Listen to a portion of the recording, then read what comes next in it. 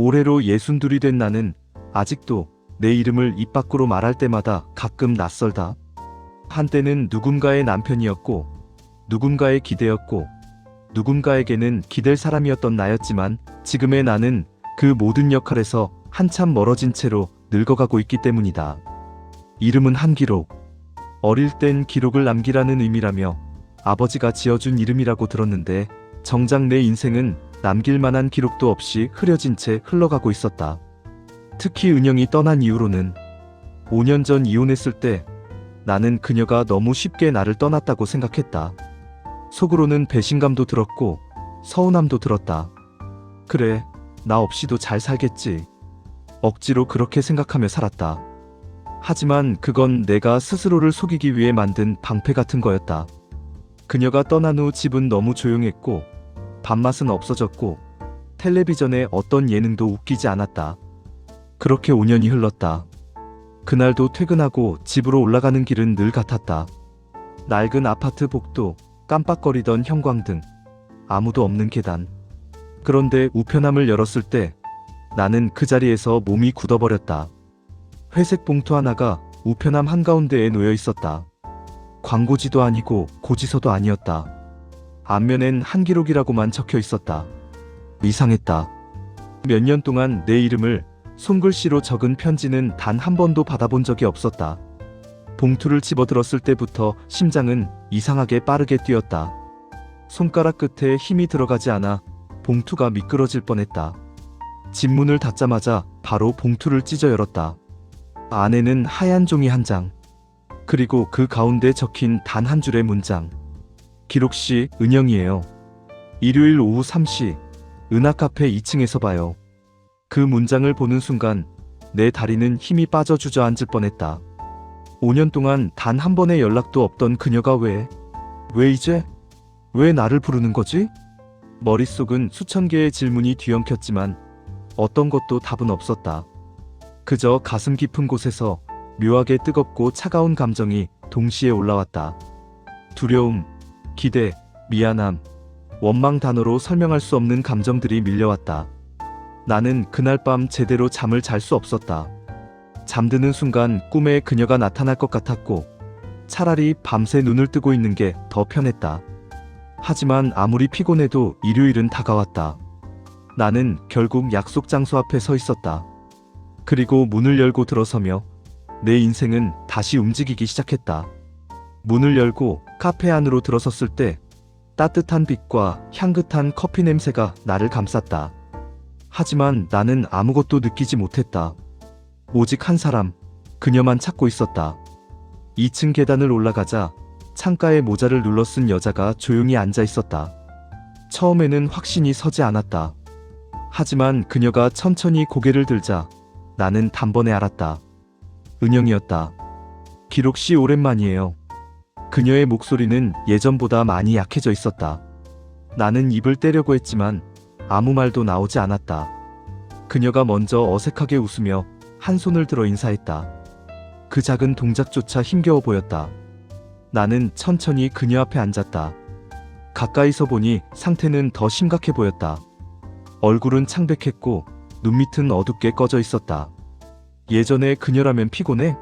라는 말 한마디면 웃어넘겼을 텐데 지금 그녀는 마치 몇 년 동안 깊은 바다까지 추락한 사람 같았다. 기록씨 놀랐죠? 나는 고개를 끄덕였다. 왜 갑자기 연락한 거야? 입술이 떨렸지만 겨우 그 말을 꺼냈다. 은영은 짧게 숨을 들이쉬었다. 기록씨 나 병이 있어요. 오래전부터. 그녀의 말은 너무 담담해서 오히려 더 무서웠다. 병? 응. 말기예요. 그 말을 듣는 순간 내 시야가 흔들렸다. 손끝이 얼어붙고 숨이 막혔다. 하지만 그녀는 조용히 커피잔을 감싸며 말했다. 걱정하지 마요. 오래전부터 알고 있었으니까 받아들이는 데에는 시간이 좀 필요했지만 이제는 괜찮아요. 괜찮다는 말이 전혀 괜찮아 보이지 않아 나는 가슴이 미어졌다. 은영아 왜 나한테 말 안 했어? 그때 말해봤자 기록씨도 힘들었을 거잖아요. 난 그게 더 싫었어요. 내 병으로 당신이 더 힘들어지는 거. 나는 아무 말도 하지 못했다. 그녀는 작은 벨벳 상자를 꺼냈다. 그 안에는 오래된 USB가 있었다. 여기에 내가 못했던 말들, 진짜 이유가 있어요. 나는 USB를 바라보며 손을 떨었다. 그것이 단순한 기억이 아니라 그녀의 마지막 조각 같았다. 기록씨, 이건 나중에 혼자 있을 때 열어봐요. 지금 말하면 제가 울 것 같아서. 그녀는 조용히 고개를 숙였다. 그 순간 나는 깨달았다. 이 만남은 단순한 재회가 아니라 이별의 준비였다. 집에 돌아와 문을 닫자마자 나는 USB를 책상 위에 올려두고 한동안 손도 대지 못했다. 괜히 열었다가 다시는 감당할 수 없는 진실이 나올 것 같은 두려움 때문이었다. 하지만 결국 용기를 내어 컴퓨터에 USB를 꽂았다. 몇 번이나 손이 헛돌아 제대로 꽂히지 않았다. 겨우 USB 폴더가 열렸을 때 수십 개의 파일이 나를 맞았다. 첫 번째 폴더 이름은 기록씨에게. 폴더 안에는 편지 파일이 여러 개 있었다. 가장 오래된 파일을 열었다. 기록씨, 나는 당신을 떠났지만 매일 후회했어요. 떠난 날부터 지금까지 단 하루도 편한 날이 없었어요. 나는 숨을 삼켰다. 다음 문장은 더 잔인했다. 당신을 떠난 이유는 당신 때문이 아니에요. 나는 혼란스러웠다. 5년 전 그날, 은영은 아무 말도 하지 않았다. 그리고 나는 그런 그녀를 향해 그래, 네 마음대로 해라고 말했다. 그 상처로 떠난 줄 알았다. 하지만 파일 속 그녀는 그렇게 말하지 않았다. 두 번째 파일은 음성이었다. 재생 버튼을 누르자 약한 숨소리와 함께 은영의 목소리가 흘러나왔다. 기록씨, 사실 우리 아이가 있었어요. 그 말을 듣는 순간 나는 의자에서 벌떡 일어나 책상을 붙잡았다. 심장이 터질 듯 뛰었다. 임신 초기였어요. 말하려고 했는데 그날 당신이 너무 지쳐 보였어요. 다음날 말하려 했는데 내가 병원에서 계단에서 넘어졌어요. 그리고 아이는... 은영의 목소리가 떨렸다. 나는 화면을 똑바로 볼 수 없었다. 눈물이 시야를 흐렸다. 세 번째 파일은 영상이었다. 은영의 얼굴이 화면에 비쳤다.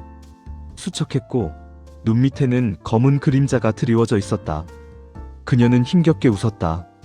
기록씨, 그때 이후 난 당신을 볼 용기가 없었어요. 내가 지켜야 할 세상에서 가장 소중한 걸 지키지 못했으니까.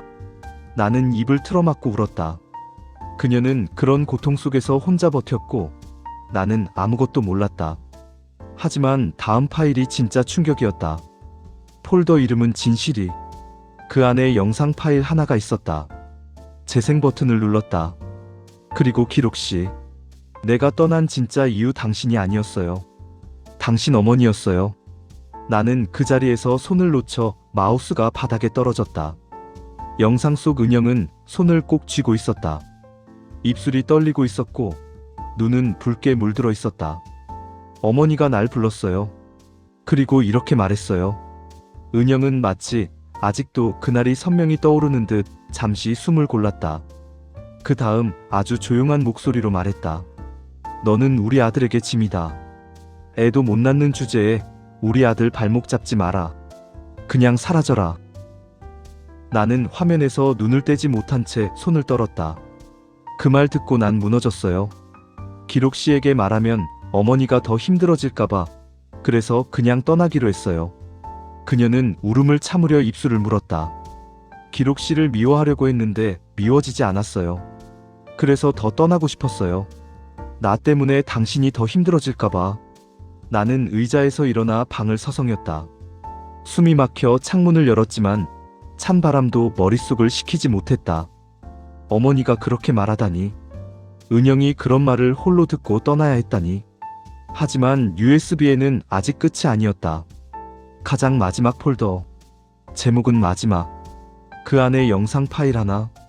파일명은 투기록씨 파이널. 손이 떨렸지만 나는 재생 버튼을 눌렀다. 화면 속 은영은 다른 때보다 훨씬 더 약해져 있었다. 표정만 봐도 숨을 쉬는 것조차 힘겨워 보였다. 기록씨, 이 영상이 당신에게 닿을 때쯤이면 난 아마 이 세상에 없겠죠. 나는 숨을 삼켰다. 은영은 마지막 힘으로 말을 이어갔다. 그래도 마지막으로 말하고 싶었어요. 난 당신을 끝까지 사랑했어요. 그래서 떠났어요. 그녀는 조용히 눈을 감았다가 떴다. 기록 씨 혼자 살지 말아요. 당신은 혼자 살면 안 되는 사람이에요. 정말이에요. 그리고 영상은 끊겼다. 나는 바닥에 그대로 주저앉아 목 놓아 울었다. 새벽이 되자 나는 은영이 적어둔 병원 주소를 들고 밖으로 뛰쳐나갔다. 병원 복도는 새벽 특유의 정막이 흐르고 있었고 간호사는 나를 보더니 조용히 고개를 숙였다. 은영의 병실은 5층 마지막 방이었다.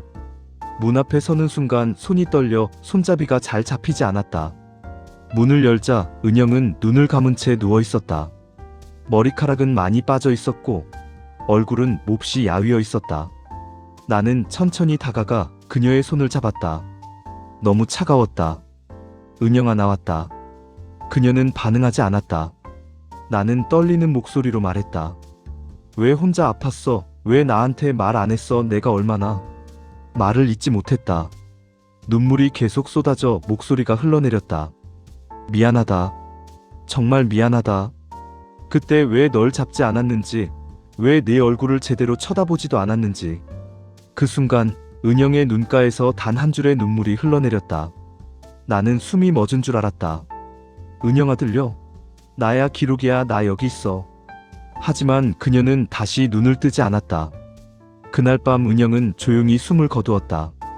의식 없는 상태였지만 나는 끝까지 그녀 곁을 지켰다. 장례식은 소박하게 치러졌다. 하늘만 무섭게 맑았다. 나는 하얀 국화를 든 채 사진 속 그녀를 바라봤다. 사진 속 은영은 아프기 전 내가 기억하던 밝은 웃음을 가진 모습이었다. 왜 이제 알게 해줬어? 나는 속으로 수없이 되뇌었다. 하지만 그 물음에 대답할 사람은 이제 세상에 없었다. 장례식을 마치고 집으로 돌아온 날, 집은 유난히 더 조용했다. 나는 USB를 조심스럽게 꺼내 작은 나무 상자에 넣었다. 그리고 창가에 올려두었다. 밤이 되자 나는 전등을 켜지 않은 채 소파에 앉았다. 은영의 마지막 말이 떠올랐다. 기록 씨 혼자 살지 말아요. 나는 그 말에 대답하지 못했다. 하지만 그날 이후 내 삶은 조금씩 변했다. 아침에 눈을 뜨면 가장 먼저 창가에 놓인 USB를 본다. 은영이 마지막으로 남긴 진실들이 그 안에 있다. 나는 그 진실을 외면하지 않기로 했다. 예전 같았으면 집안일은 대충 넘겼겠지만 요즘은 그런 사소한 일에도 의미를 둔다. 혼자 살아도 밥을 차려 먹고 방을 청소하고 간단한 반찬도 만들어 본다. 마치 누군가와 다시 살아가는 연습을 하는 것처럼. 그리고 예전에는 연락을 끊었던 동료들에게도 조금씩 먼저 연락을 하게 됐다. 사람이 먼저 손을 내미는 게 이렇게 어려운 일인지 이제서야 알았다. 하지만 그 어려운 걸 나는 해보려고 한다. 은영이 내게 남긴 마지막 부탁을 지키기 위해. 어느 날은 동네 공원에 나갔다가 오래전 친구를 우연히 만났다. 그는 내 손을 잡으며 말했다. 기록아, 너 예전보다 얼굴이 좀 좋아졌다. 그 말에 나는 괜히 웃음이 나왔다. 좋아진 게 아니라 이제야 조금씩 다시 사람이 되어가는 중인지도 모른다. 집으로 돌아오는 길, 나는 문득 하늘을 올려다봤다. 붉게 물든 노을이 따뜻하게 번지고 있었다. 그 색을 보며 나는 속삭였다. 은영아, 나 잘 살아볼게. 정말로. USB 안에는 그녀의 웃음, 눈물, 고백, 비밀, 그리고 사랑이 담겨 있다. 그것들은 모두 내 삶의 기록이 되었고 앞으로 살아갈 이유가 되었다. 나는 매우 늦게 깨달았지만 결국 깨달았다. 진실은 때때로 너무 늦게 찾아오지만 그럼에도 사람을 다시 살게 만드는 힘이 있다는 걸. 그리고 오늘 내 인생의 시계는 다시 천천히 움직이고 있다. 은영이 남긴 말들이 나를 걷게 하고 그녀의 마지막 눈물이 내가 살아갈 길을 밝힌다. 나는 이제 절대 혼자 살지 않을 것이다. 그게 그녀가 남긴 마지막 사랑이었으니까.